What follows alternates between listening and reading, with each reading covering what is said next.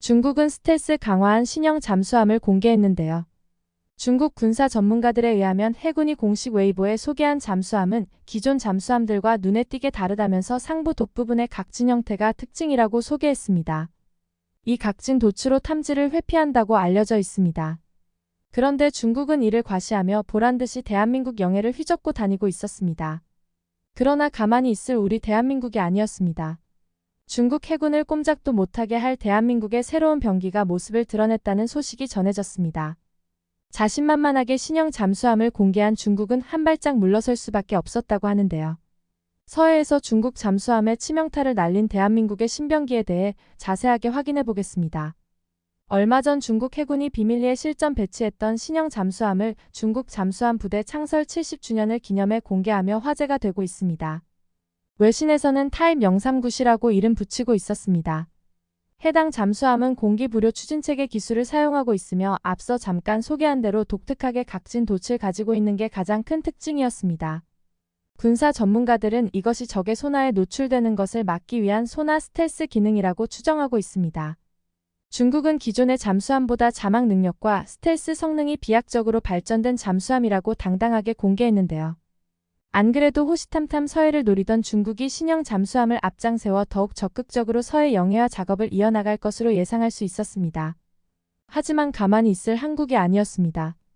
아무리 발전한 스텔스 잠수함이라고 하더라도 앞으로는 서해에서 중국 잠수함의 작전은 불가능할 것으로 보이죠.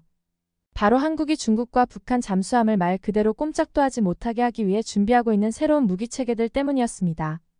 지난 6월 중국의 핵잠수함이 대만 해협에서 긴급 부상한 장면이 포착되기도 했습니다. 핵잠수함은 기지에 돌아와 보급할 때까지 수면 위로 올라올 필요가 없는 잠항 시간이 가장 큰 특징입니다. 그런데 기체에 무슨 문제가 생긴 것인지 수면 위로 올라왔다가 대만 어민에 의해 포착된 것입니다. 최대한 적에게 포착되지 않기 위해 잠항을 유지해야 하는 잠수함이 어선에게 포착되었다는 것만큼 수치스러운 상황은 없었을 텐데요.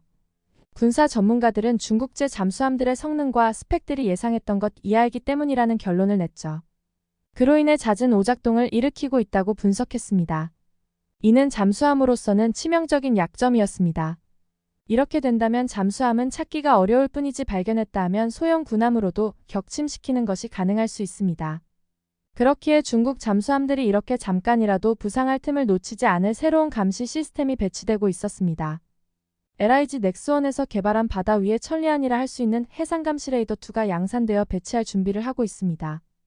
이 새로운 해상 레이더는 30여 년간 레이더를 운용하며 쌓아온 해군의 운용 노하우를 설계에 대폭 반영하여 장비의 안정성과 성능이 월등히 향상되었습니다. 해안과 섬 지역에 설치될 예정인 이 레이더는 공기 부양정과 고속정 등 해상에서 움직이는 모든 함정을 탐지 및 추적 가능하며 저고도로 비행하는 항공기까지도 탐지가 가능합니다. 중국 잠수함이 잠깐이라도 부상하게 된다면 무조건 이 해상감시 레이더에 포착될 수밖에 없는 것이죠. 그리고 이 해상감시 레이더가 탐지해 얻은 표적 정보는 해군 전술 자료 처리 시스템을 통해 우리 해군 및 해경 각 개소에 곧바로 공유되어 즉시 요격에 나설 수 있게 되는 것입니다. 더욱 놀라운 사실은 이번 신형 레이더는 기존 레이더에 비해 탐지의 정밀성이 높아졌을 뿐만 아니라 강풍이나 태풍과 같은 외부 기후 환경의 영향을 거의 받지 않는다고 하는데요. 그렇기 때문에 365일 전천 후 감시가 가능하다고 전해지고 있습니다. 이는 레이더 안테나를 보호덮개가 둘러싼 형태이기에 기존 레이더와 달리 외부 기상 환경의 영향을 받지 않아 가능한 일이라고 하죠. 또한 이 덮개 덕분에 열과 충격에도 강하고 외부 이물질에 의한 파손을 최소화할 수 있어 유지관리도 용이하다는 장점을 가지고 있습니다. 이 해상감시 레이더2의 본래 용도는 레이더의 감시를 피해 한국으로 침투하는 북한의 목선을 잡아내기 위해 개발되었습니다. 기존 레이더는 조각배나 다름없는 북한의 목선을 잡아내기 어려웠고 덕분에 북한의 침투를 여러 번 허용했어야 했습니다. 하지만 이 새로운 해상감시 레이더2는 아무리 작은 표적이라도 잡아낼 수 있을 정도로 성능이 개량되었습니다.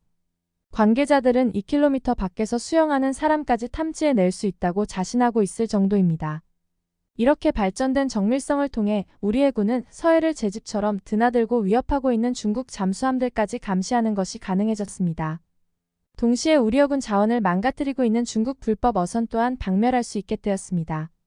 그리고 이에 더해 우리 군이 미래 해군의 새로운 주 전력으로 구성하고 있는 유령 함대가 합류해 중국 잠수함을 완전히 몰아낼 계획이라고 하죠. 지난해 10월 러시아 푸틴 대통령의 자존심이라는 평가를 받고 있었던 크림대교가 공습으로 폭발하는 사건이 발생했었습니다. 크림대교는 크림반도와 러시아 본토를 연결하며 러시아군의 핵심 보급로 역할을 해왔었기에 이는 치명적인 피해였는데요. 그런데 최근 미국 CNN의 보도를 통해 크림대교를 공습한 것이 우크라이나의 무인 수상정이었던 것으로 확인되었습니다. CNN에서 공개한 영상을 보면 약 850kg의 폭발물을 싣고 있는 무인 수상정이 열차가 지나고 있는 대교 아래로 들어가더니 폭발하면서 다리를 완전히 날려버리는 모습을 확인할 수 있습니다. 우크라이나 군은 이러한 자폭형 무인 수상정을 적극적으로 활용하며 러시아군에 막대한 피해를 안겨왔습니다. 소형이라 탐지 및 요격하기도 어렵고 무엇보다 가성비가 뛰어나기에 이때부터 세계 여러 나라가 무인 수상정에 관심을 보이며 개발에 착수했습니다. 이는 우리나라 역시 마찬가지였죠. 우리 해군은 무인 수상정 체계 사업을 진행하고 있으며 곧 양산을 본격적으로 시행할 방침입니다. 이를 위해 시제품 설계를 끝냈고 곧바로 실전에 투입이 가능한 무인 수상정을 공모하고 있는데요. 그리고 현재 국내 LIG 넥스원과 하나시스템이 치열한 경쟁을 벌이고 있습니다. LIG 넥스원은 자율주행 및 감시 정찰이 가능한 해검 시리즈를 개발하고 있으며 최근 해검2, 3, 5로 명명한 3가지 모델을 공개했습니다. 해검2는 수중 감시 정찰 플랫폼으로 수상뿐만 아니라 수중 감시 정찰까지 동시에 가능한 통합 운용 제어 기술을 탑재하고 있습니다. 또한 수중에서 자동으로 진수하고 회수할 수 있는 진회수 시스템 모듈을 한미에 탑재해 조류가 강한 상황에서도 기뢰나 잠수함까지 포착할 수 있는 수중 감시 정찰 능력을 갖추고 있죠.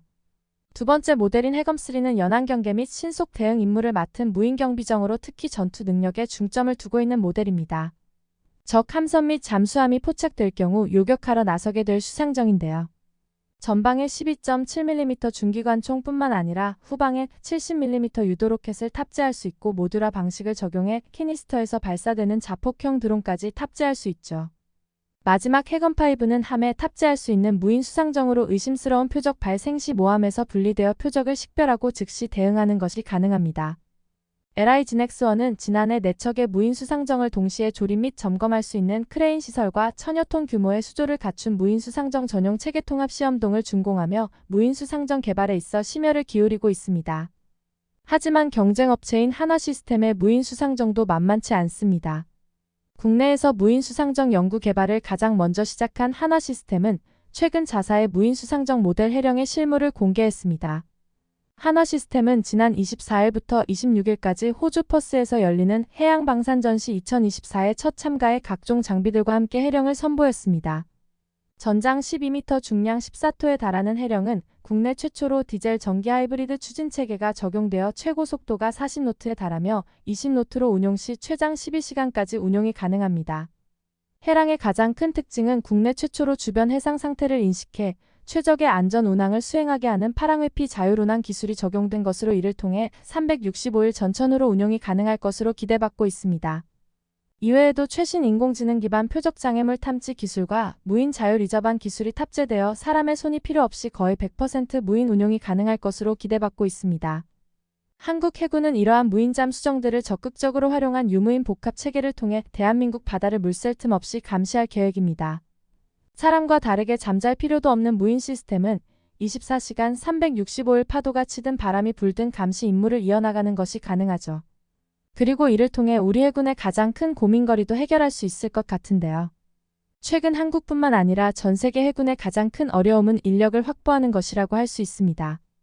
출산율 등의 저하로 전체 병력이 줄어드는 것뿐만 아니라 가혹한 근무 환경으로 인해 지원율도 줄어들고 있습니다. 그렇기 때문에 각국 해군은 병력을 확보하기 위해 머리를 싸매고 있는데요. 이는 우리 한국도 피해갈 수 없는 문제였습니다. 한국형 항공모함 프로젝트의 가장 큰 걸림돌이 예산도 기술력도 함재기의 유무도 아닌 항공모함을 운용할 인력이 부족하다는 것이라고 할 정도입니다. 하지만 가장 큰 인력을 소모하는 정찰 및 감시 임무에 자동화된 무인 전력을 배치할 수 있다면 인력난 문제를 해결할 수 있을 것으로 기대받고 있습니다. 전 세계에서 수요가 발생하고 있는 무인 수상정 개발에 한국이 누구보다 빠르게 앞서 나가고 있는 모습입니다.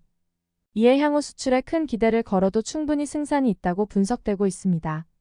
미국 시장조사기관의 보고서에 따르면 무인 수상정 시장의 규모는 매년 10% 이상씩 성장하고 있으며 2023년 기준 무인 수상정 시장 규모는 8억 9,400만 달러였으나 2033년에는 31억 달러까지 커질 것으로 전망되고 있습니다. 이번 호주 방산 전시회에서도 각국 해군 관계자들에게 뜨거운 관심을 받았다고 하죠. LI 진엑스원과 하나시스템은 수출을 위해서라도 이번 해군의 무인수상정 사업에서 반드시 승리해야 하는 상황입니다. 해외 수출을 위해선 판매 이력이 무엇보다 중요한데 세계 5위의 한국 해군이 채택한 무인수상정이라는 사실은 엄청난 세일즈 포인트가 될 수 있기 때문이죠. 그리고 이 두 기업뿐만 아니라 국내 최대 조선소인 HD현대에서도 무인수상정 개발에 뛰어들었는데요. HD현대는 미국 방산 인공지능 기업인 팔란티어와 손을 잡고 무인수상정 테네브리스를 개발하고 있으며 얼마 전 미국 워싱턴에서 열린 AI 엑스포에서 처음으로 공개했습니다. 중량 14톤의 전장 17m 규모로 고성능 하드웨어와 고도화된 AI를 탑재하고 있는 모델로 스텔스 성능까지 갖추고 있다고 하죠. 테네브리스에는 HD현대의 자회사인 아비커스가 개발한 자율운항 및 함정 통합관리 시스템과 팔란티어 AI 플랫폼이 탑재되어 뛰어난 자율 작전 능력을 갖출 것으로 기대받고 있습니다. 이렇듯 국내 업체들이 앞다투어 뛰어난 성능의 무인수상정 개발에 나서며 국내 방산의 저변이 확장되어 나가고 있습니다. 중국의 무모함에 맞서 우리 바다를 더욱 안전하게 수호하기 위한 K방산은 멈추지 않고 있습니다. 앞으로도 멈추지 않고 발전하는 모습 더욱 기대합니다. 영상을 끝까지 시청해주셔서 감사합니다. 구독과 좋아요는 영상 제작에 큰 힘이 됩니다.